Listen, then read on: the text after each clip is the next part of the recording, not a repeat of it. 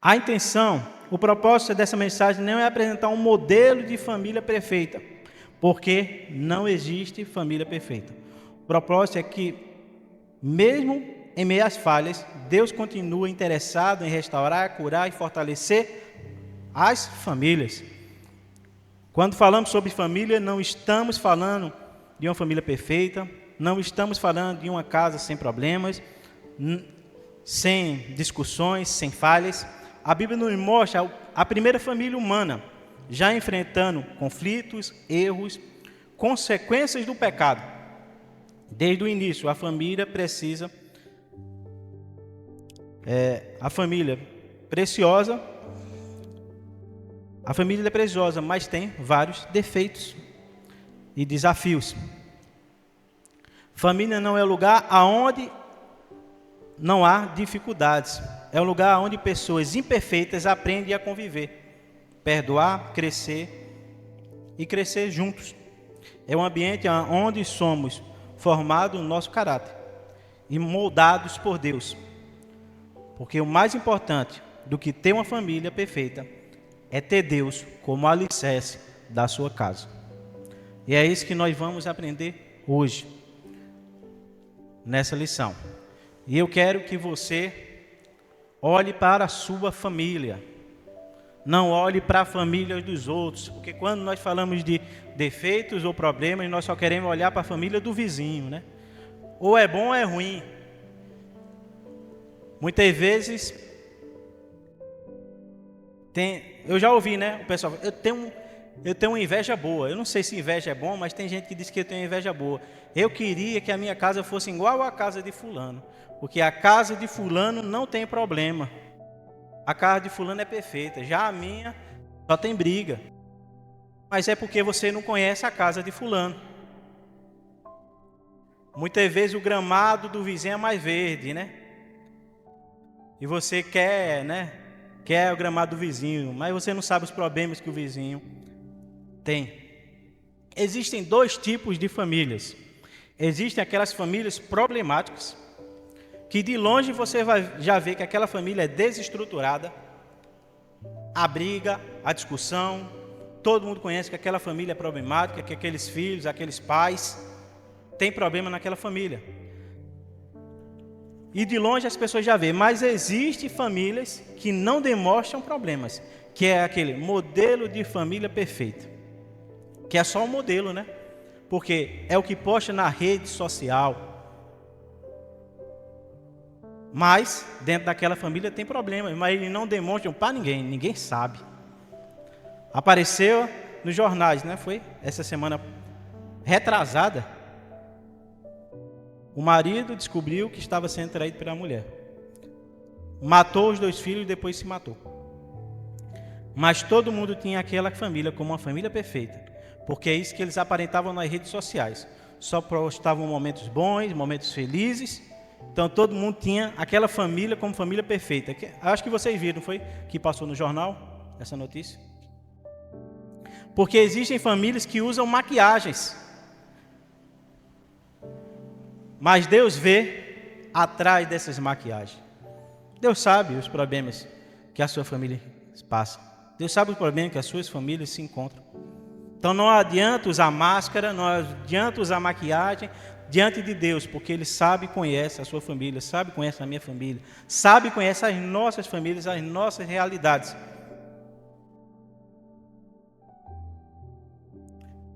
Então, vamos olhar para nós, para a nossa família, buscar melhorar a nossa família, não ficar com inveja da família dos outros, porque um dos 10 mandamentos é não cobiçarás, né? Não cobice também a família dos outros. Deixa. Olhe para a sua família. Não quero os filhos dos outros, né? Porque tem gente que quer, eu queria ter o filho de fulano. Não, você tem os seus. Não olhe para a mulher, nem o marido de fulano. Porque tem gente que diz, eita, o marido de fulano é tão bom. Ou a mulher de fulano é tão bom. Mas você não conhece. Eu acho que se você conhecesse a mulher de fulano, o marido de fulano, você ia ver que eles também têm defeito, também têm falhas. E nessa mensagem, irmãos, busque aplicar a você. Busque trazer para você a palavra. Não queira colocar para o outro, né? Uma vez eu ouvi um negócio, né, bem engraçado. Muitas vezes o crente está ouvindo a palavra e ele está com a pá e está com enxada na mão. A pá é para... A mensagem foi dura, aí pega a pá e diz, essa mensagem foi para fulano. É a pá. E outra enxada, que quando a mensagem é boa, diz, você vai vencer. Aí diz, essa mensagem é para mim. Que é pega a pá, puxa para você. Então joga essa pá fora, pega a enxada. Porque tudo que eu vou falar é para você e para a sua família. Escute o que Deus tem para falar para você. Vamos aprender o que Deus tem para falar para nós. Vamos começar com a primeira família. A família que foi criada por Deus, literalmente. Abra suas Bíblias em Gênesis capítulo 3. Deixe sua Bíblia aberta, Gênesis 3. Daqui a pouquinho a gente lê. Vamos entender. Deus cria o homem, o quê? A sua imagem, conforme a sua semelhança. Deu-lhe autoridade para cuidar dos animais, dá nome a todos os animais. E criou o ser humano e colocou ele no jardim do Éden para cuidar e guardar e proteger o jardim do Éden. O homem estava lá. Mas Deus criou o homem e viu que era bom o que ele tinha feito. Criou o homem e era muito bom, porque o homem era a sua imagem conforme a sua semelhança. Mas Deus viu também que não era bom que o homem tivesse o quê? O que, igreja? Não tivesse só. Ele fez o quê? Farei uma companheira que lhe será idônea, será a sua ajudadora. E Deus faz o quê? Pega da costela de Adão e forma o quê? Eva. E ali existe o primeiro casal. Ali existe a primeira família formada. Adão e Eva. E Deus já no jardim do Éden, viu? Não foi depois da queda. Deus disse, enchei a terra, multiplicai, tenham filhos, agora vocês são um casal, tenham filhos, encham a terra. Essa ordem Deus dá para Adão e Eva já no jardim do Éden, falando que eles podiam ter filhos. É bom a gente falar isso, sabe por quê? Porque existem muitas pessoas que pensam assim, tem essa mentalidade. Foi bom Adão e Eva ter pecado, porque se a gente tivesse pecado, nós não teríamos nascido. Oxê, como assim? Não é porque eles pecaram e acham que o pecado foi eles terem relação, né? Relação sexual, mas não, irmão. Relação sexual não tem nada a ver. Relação sexual entre um homem e uma mulher, entre marido e esposa, não é pecado. O próprio Deus falou que eles deveriam encher a terra. Então não existiria pecado nenhum eles terem filhos, que eles eram casados. E a ordem do Senhor foi antes da queda, encher a terra, multiplicais. Então essa conversa que muitas pessoas pensam, né, está totalmente errada. Eles podiam ter filhos sim, podiam ter relação sim e se multiplicar no paraíso, santos, sem pecado. O problema foi que eles deixaram para ter filhos, se multiplicar depois da queda, depois que foram expulsos do paraíso. Mas vamos voltar a essa família. Esta família, eles tinham uma lei que eles tinham que cumprir. A lei era: de todas as árvores do jardim podereis comer livremente, menos da árvore que está no centro do jardim, que é a árvore do conhecimento do bem e do mal, porque no dia que dela comeres, vocês irão morrer. Era uma ordem simples que eles teriam que cumprir. Deus deu essa ordem para Adão, Adão passou essa ordem para Eva e falou: ó mulher, não come não, porque Deus falou que nós vamos morrer. Essa era a ordem.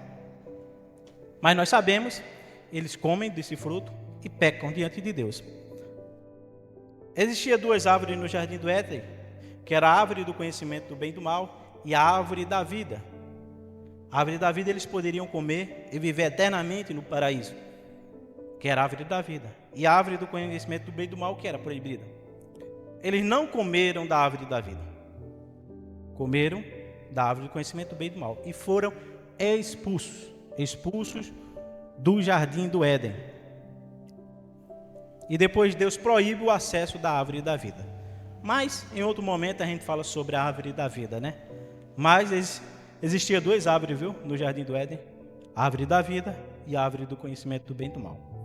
Mas vamos para o problema em si. Vamos ver. Quando eles comem da árvore do conhecimento do bem e do mal, existe um problema familiar.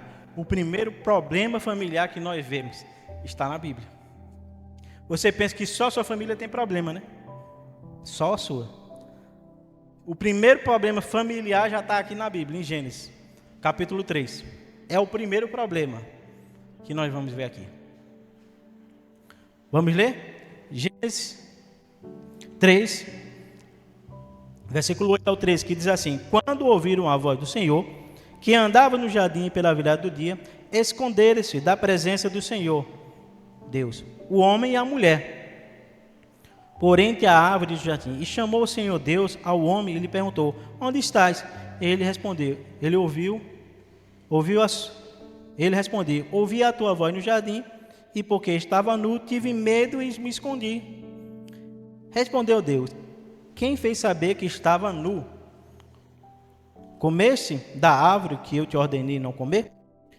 Então disse o homem: a mulher que tu me deste por esposa, ela me deu e eu comi da árvore. Disse o Senhor Deus à mulher: que é isto que fizeste? Respondeu a mulher: a serpente me enganou e eu comi. Primeiro problema familiar que nós vemos aqui é na família de Adão e Eva.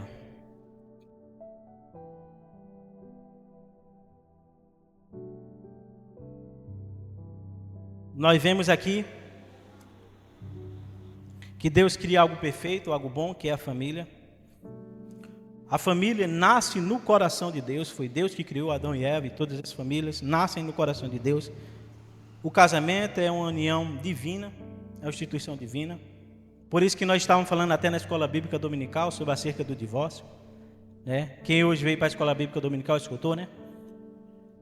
Que os fariseus perguntam: por que Moisés deu carta do divórcio? Porque Jesus está falando que não podia divorciar, exceto por relações sexuais ilícitas. Porque eles, qualquer motivo, eles divorciavam. A mulher queimou feijão, separa dela que ela não sabe cozinhar. A mulher estava com a cara feia, vamos separar dela. Ela não está rindo, agora ela está com a cara feia. Achou uma mulher mais bonita, separa. Então tudo era motivo dele separar. Não mudou muita coisa por dia de hoje, que o pessoal também está separando pelo mesmo motivo. Mudou alguma coisa? Mudou não. Mudou nada. O pessoal está separando pelo mesmo motivo também. Mas os fariseus acharam duro, né? Oxê, não pode ser. O Senhor está falando que não pode separar? Aí por que Moisés deu carta de divórcio? Por causa da dureza do coração do homem. Que aí Moisés dá a carta de divórcio. Mas houve o pecado. A harmonia foi quebrada. A união foi quebrada. A comunhão com Deus foi quebrada. Por conta do pecado de Adão e Eva. Mas o que nós vemos aqui, o problema maior não era a questão do pecado. Uma coisa que nós vemos aqui é que ninguém, nem Adão, nem Eva, assumem a sua culpa. Todo mundo está botando a culpa no outro. Quando você vê, Deus pergunta para Adão: comeste foi da fruta? Disse: não, foi a mulher que o Senhor me deu. Só faltava Adão dizer: a culpa é do Senhor, porque me deu essa mulher. Era bom ter feito outra, que essa daí me fez pecar, tá vendo? Me fez comer da árvore do conhecimento do bem e do mal. Já a mulher disse, aí Deus vai perguntar: e mulher, por que você fizesse isso? Disse: foi a serpente, foi Satanás. A culpa é do diabo. Então a culpa foi de Eva, não, de Adão. Adão botou para Eva, Eva botou na serpente. Hoje em dia está muito parecido, né? Hoje em dia todo mundo quer botar a culpa no diabo. Quando faz uma coisa de errada, né?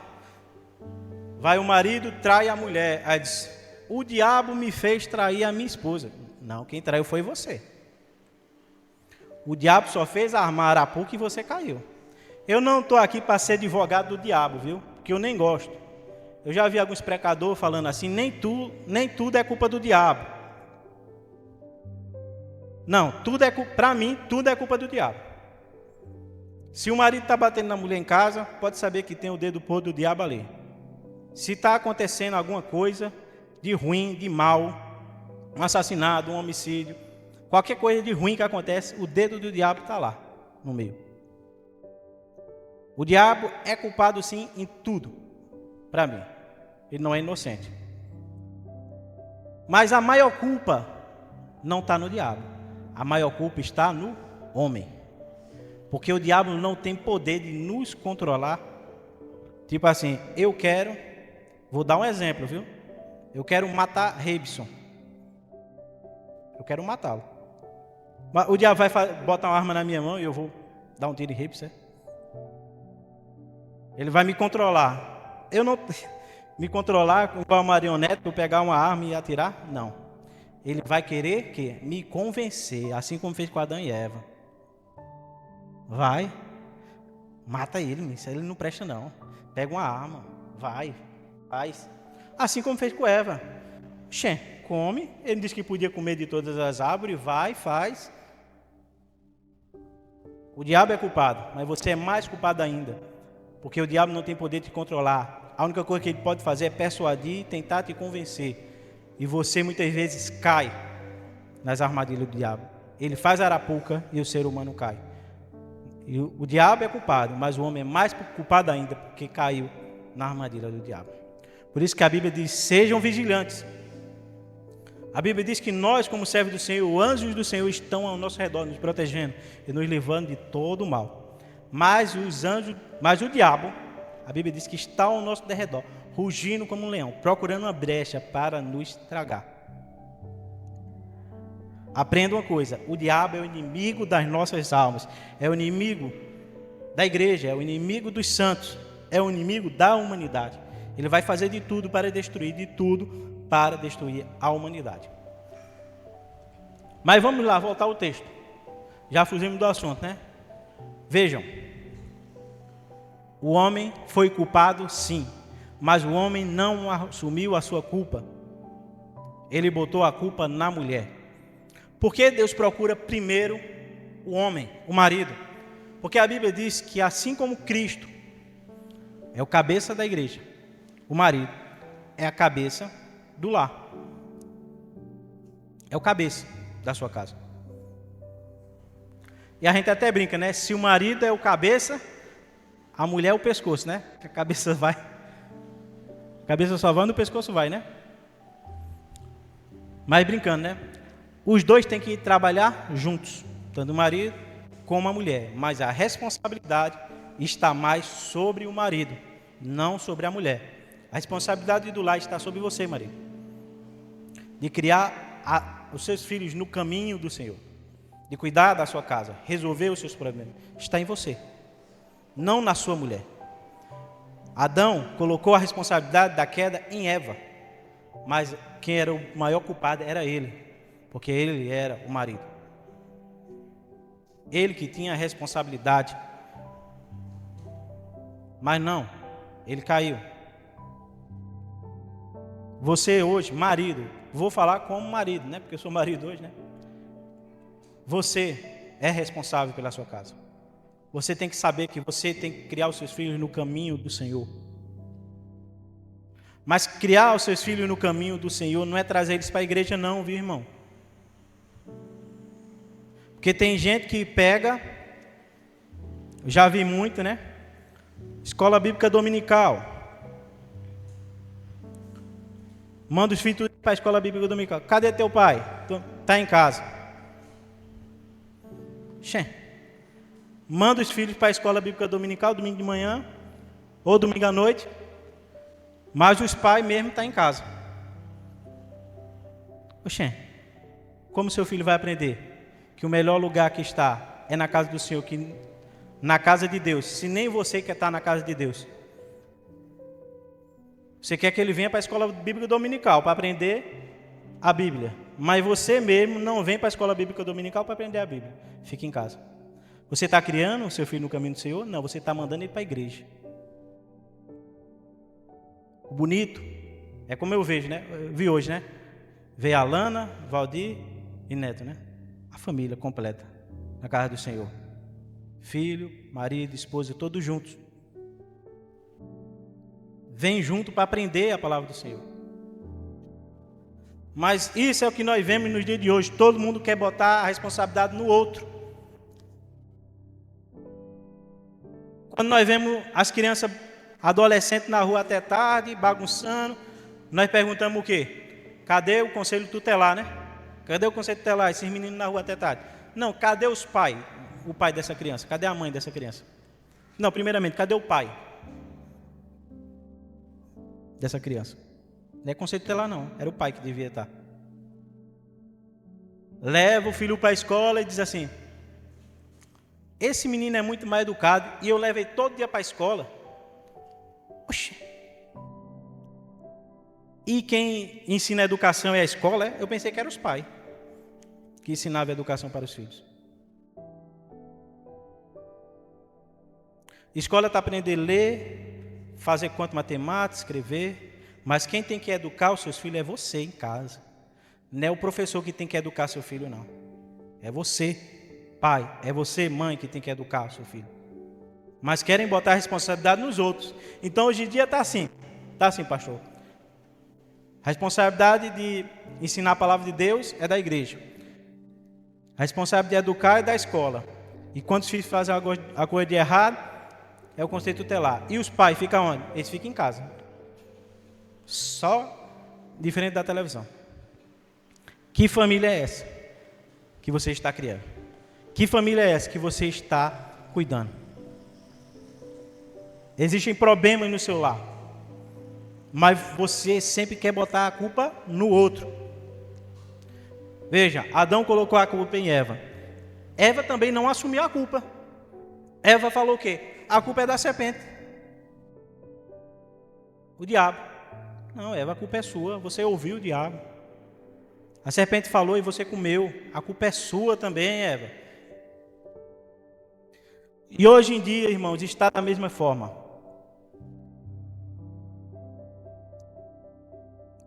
Hoje em dia, ninguém quer assumir a culpa dos seus problemas familiares. Sempre a transferência de responsabilidade para questões problemáticas na família. Quando tem um problema na família, um diz: a culpa é do meu marido, porque ele é assim, assim, assado. A culpa é da minha mulher, porque ela é assim, assim, assado. A culpa é dos meus filhos. Não. Se tem um problema na família, todo mundo tem uma parcela de culpa. Todo mundo tem uma parcela de culpa em problemas familiares. É um engano pensar que o problema da sua família está em uma pessoa específica, porque a Bíblia nos mostra que quando tem um problema familiar, todo mundo tem uma parcela de culpa. Adão tinha culpa, Eva tinha culpa, a serpente tinha culpa. Mas um sempre queria dizer que a culpa era do outro. Só faltou Adão dizer assim: a culpa é do Senhor, né? Foi o Senhor que me deu essa mulher.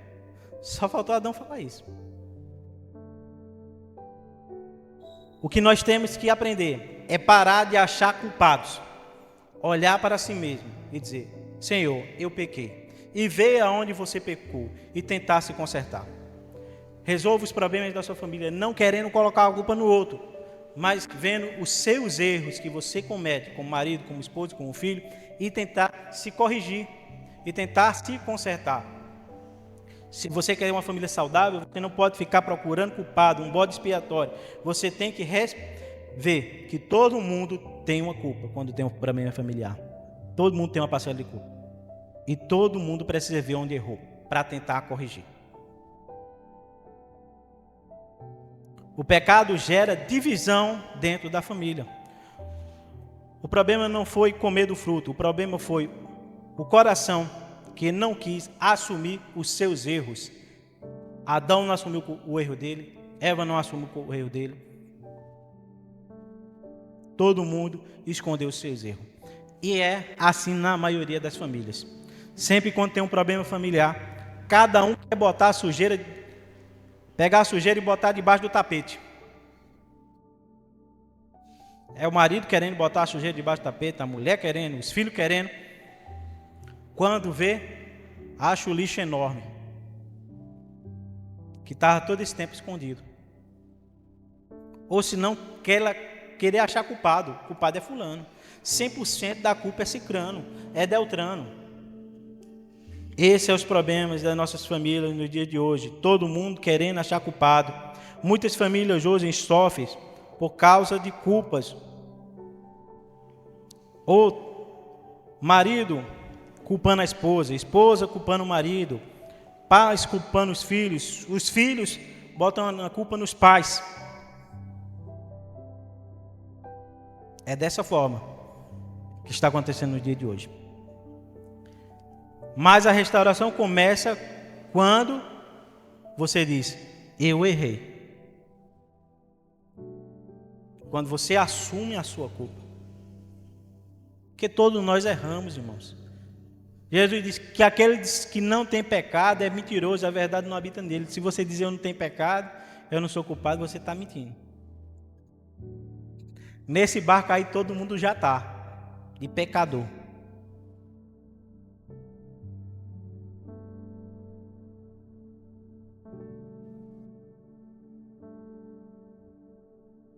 Todo mundo é pecador, todo mundo é falho. Todos nós temos problemas na nossa família. Mas Cristo quer restaurar. Cristo quer ajustar os problemas familiares. Você tem que buscá-lo. Você quer uma família edificada sobre a rocha que é Cristo. Você tem que buscá-lo. A Bíblia conta sobre 2 casas. Uma casa foi construída sobre a rocha. Outra casa foi construída sobre a areia. A Bíblia diz que a casa que foi construída na areia, veio a chuva, veio a tempestade, grande foi sua ruína. Mas a casa que foi construída sobre a rocha, veio os ventos e veio a tempestade e não derrubou. A Bíblia nos ensina que a rocha é Cristo. Cristo é a rocha, deve ser o alicerce da sua casa. Se a sua casa estiver edificada em Cristo, ela não vai cair, mesmo vindo os problemas e as dificuldades. Mas se a sua casa está edificada sobre a areia, grande vai ser a sua ruína. Busque edificar a sua casa em Cristo. Busque edificar sobre a rocha, que ela não vai cair. Cristo deve ser o lugar onde nós edificamos a nossa casa. Busque ao Senhor, busque a Ele. Tente restaurar a sua família.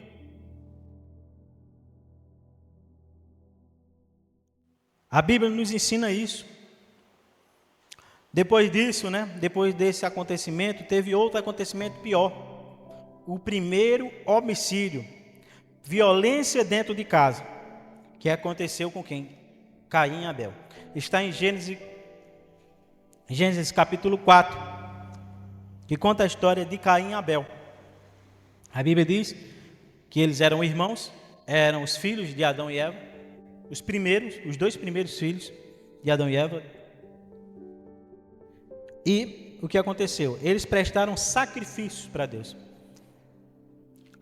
A oferta de Abel foi aceita e a de Caim foi reprovada.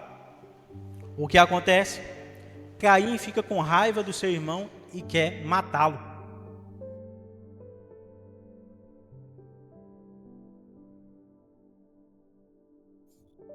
Ele quer matar o seu irmão com raiva. Porque Caim colocou na sua cabeça: a culpa de Deus não aceitar a minha oferta é do meu irmão. No lugar dele olhar para si e dizer assim: por que Deus não aceitou minha oferta? Não pense, irmão, que Deus aceita a oferta de qualquer jeito. Ele vê o nosso coração e conhece as nossas intenções. Caim devia perguntar por que Deus não aceitou. E não tentar tirar a vida do seu irmão como ele fosse culpado de Deus não ter aceitado a oferta dele. Mas vê a inveja, vê o ciúme. Deus até alerta Caim e diz: olha, o pecado jaz à tua porta. Eu sei o que você quer fazer, Caim. Você quer matar o seu irmão. Mas cabe a ti dominar ele. Mas não demorou muito, Caim matou Abel. A Bíblia diz que ele se levantou e matou o seu irmão. O que começou com uma desobediência terminou em homicídio. O irmão mata outro. O primeiro assassinato. Dentro de onde?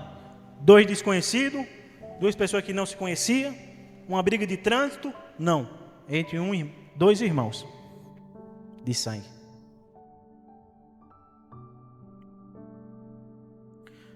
Antes do assassinato houve inveja, houve a ira. E Deus e Jesus manda nós termos cuidado com a ira, porque a ira do homem não produz a justiça de Deus, mas deixa a ira para o Senhor.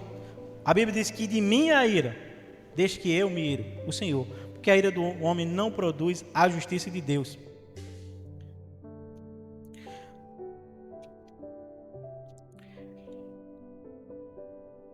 O assassinato, primeiramente, ele começa no coração.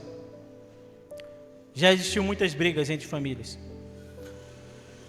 Já sei que já teve pessoas que só não matou o seu irmão porque não teve coragem, mas vontade teve muita. Por conta de briga, por conta de discussão, por conta de intriga.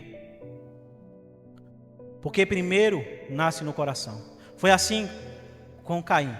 Antes de matar o seu irmão de fato, ele já tinha matado seu irmão dentro do seu coração.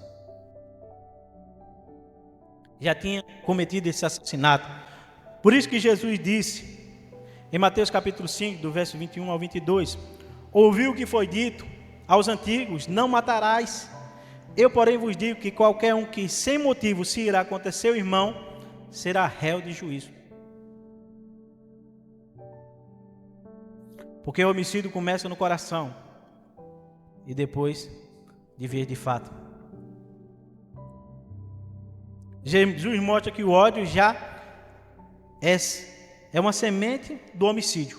Primeiro vem o ódio, primeiro vem a ira, depois vem o assassinato. Foi assim que aconteceu com Caim. Ele se ira com seu irmão, achando que o irmão dele era o culpado de Deus não receber a sua oferta. Mas a culpa estava sobre Caim, era ele o culpado. Porque ele apresentou uma oferta que Deus não se agradou. E no lugar, na segunda vez, quando ele fosse apresentar um sacrifício melhor, Senhor, para Deus se agradar, não. Ele colocou na sua cabeça que o problema era seu irmão e matou seu irmão. Se irou com ele. A ira não tratada dentro da família a destrói. Tenha cuidado, irmão, com a ira dentro da família. Cuidado para não se irar. Principalmente os homens. Nós que somos cabeça mais quente, as mulheres são mais sossegadas, mas os homens, tem homem que se ira com muita facilidade, domina a ira. Porque a ira do homem não produz a justiça de Deus. Cuidado.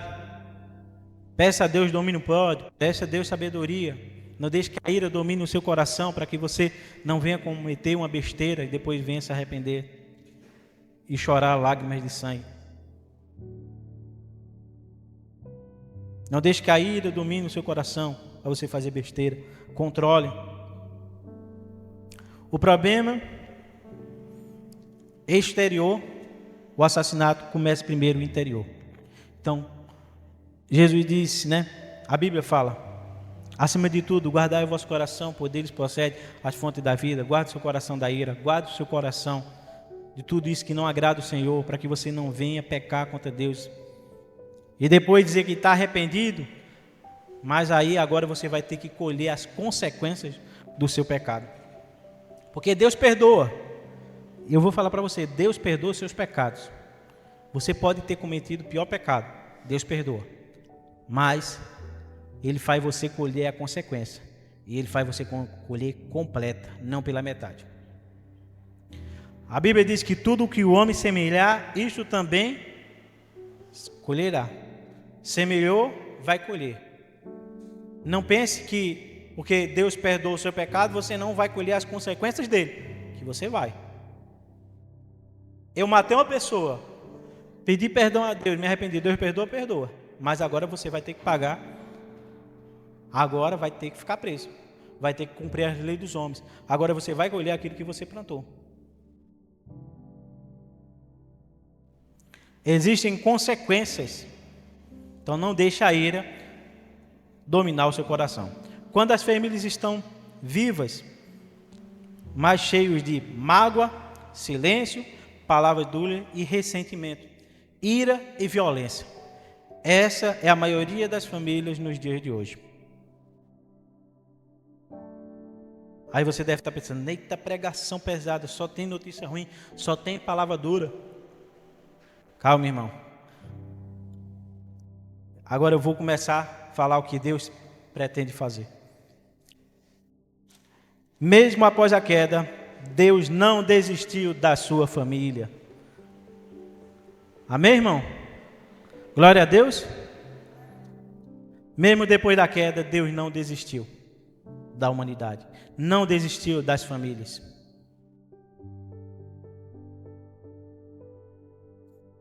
Ele está tratando, Ele está curando. Mas tem que começar de você.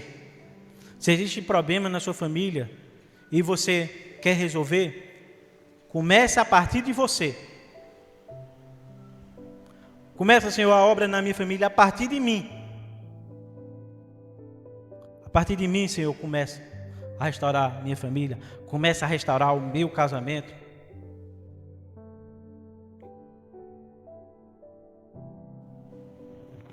E a Bíblia é um livro que temos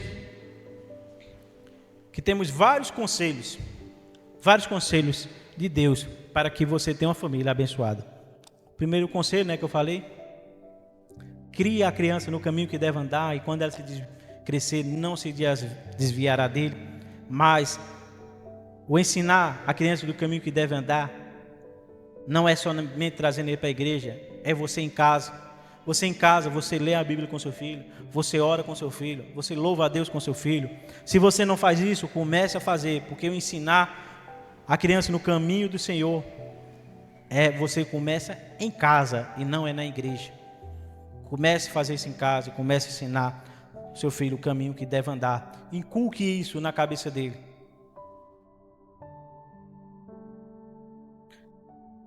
E agora vai para os filhos. Eu estou falando muito de casamento, marido, esposa, agora vai para os filhos. Filhos, obedecei os vossos pais, pois é esse o primeiro mandamento com promessa. Porque Deus diz, multiplicarei os seus dias de vida aqui na terra. Você quer viver muito? Obedeça seu pai e sua mãe.